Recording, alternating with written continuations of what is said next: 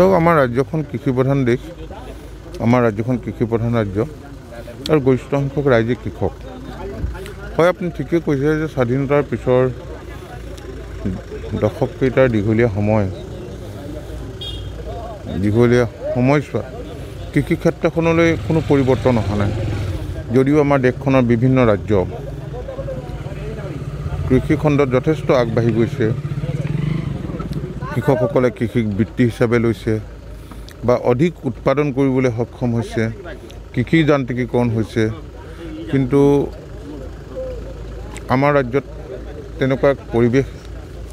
মুঠেই নাছিল মই যেতিয়া কৃষি বিভাগৰ মন্ত্ৰী হিচাপে দায়িত্ব লৈছিলোঁ কাৰণ মই কৃষকৰ সন্তান মই বুজি পাওঁ কৃষকৰ সমস্যা কৃষি ক্ষেত্ৰখনত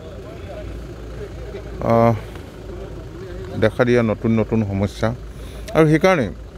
আমূল পৰিৱৰ্তনৰ কাৰণে কেতবোৰ ব্যৱস্থা আমি লৈছোঁ কেন্দ্ৰীয় চৰকাৰ বহুতখিনি আঁচনি আছে যেনে RKVY BGRDI NFSM NMOP HMNES MOBCD নতুনকৈ এতিয়া PM কিষাণ প্ৰধানমন্ত্ৰী ফচল বীমা যোজনা কিন্তু এতিয়া কথা হ'ল যে ৰাজ্য চৰকাৰৰ তৰফৰ পৰা আপোনালোকে জানে যে দেশৰ কোনো ঠাইতে এনেকুৱা এক বৃহৎ আঁচনি লোৱা নাছিল সেইটো আঁচনি হৈছে যে ৰাজ্যখনৰ প্ৰতিখন ৰাজহ গাঁৱলৈ একোখন ট্ৰেক্টৰ ৰাজ সাহায্য অলপহে নিজে বেনিফিচিয়াৰীসকলে দিব লাগে এটা গোটে দিব লাগে যদি 10জনীয়া গোট হয় 10জনীয়াই গোট আছিল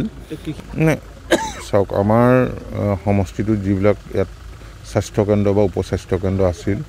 অৱস্থা খুবেই বেয়া আছিল কিন্তু আমি প্ৰায়বিলাক এতিয়া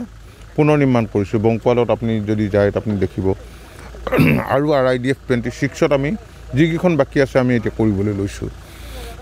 আৰু ইয়াৰ উপৰিও বোকাখাটত আমি এখন স্কুল ভেটেৰিনেৰী স্কুল আমি প্ৰতিষ্ঠা কৰিছোঁ কেৱল ঘুংগুৰতহে আছিল তেনেকুৱা এখন স্কুল এতিয়া যিবিলাক ভেটেৰিনেৰী ফিল্ড এছিষ্টেণ্ট সেই তাত তেওঁলোকক প্ৰশিক্ষণ দিয়া হ'ব আৰু আজি কেইদিনমানৰ আগতে আমি 221জন ভেটেৰিনেৰী ফিল্ড এছিষ্টেণ্টক আমি নিযুক্তি দিছোঁ আৰু এতিয়া 370জনক আকৌ পুনৰ প্ৰশিক্ষণৰ কাৰণে পঠাবলৈ লৈছোঁ যিবিলাকৰ চাকৰি একেবাৰে নিশ্চিত যিসকলক আমি ট্ৰেইনিং দিছিলোঁ তেওঁলোক প্ৰত্যেকে পাইছোঁ আৰু এতিয়া যথেষ্ট পোষ্ট খালী হৈছে ইয়াৰ উপৰিও আমি 103জন VO ভেটেৰিনেৰী অফিচাৰ আমি নিযুক্তি দিছোঁ 550জন এতিয়া আমি চতুৰ্থ শ্ৰেণীৰ কৰ্মচাৰী আমি নিযুক্তি দিম তদ্ৰুপ তৃতীয় শ্ৰেণীৰ কৰ্মচাৰী আমি নিযুক্তি দিম আৰু আমি প্ৰমোশ্যনবিলাক আমি দি আছোঁ গতিকে ভেটেৰিনেৰী বিভাগটো গতিশীল কৰিবৰ কাৰণে আমি যথেষ্টখিনি ব্যৱস্থা লৈছোঁ আৰু ইয়াৰ উপৰি কৃত্ৰিম গো প্ৰজনন ব্যৱস্থাটোৰ ওপৰত আমি অত্যাধিক গুৰুত্ব আৰোপ কৰিছোঁ ইয়াত এটা বোকাখাটতে এটা ফ্ৰজেন চিমেণ্ট বেংক বহোৱা হৈছে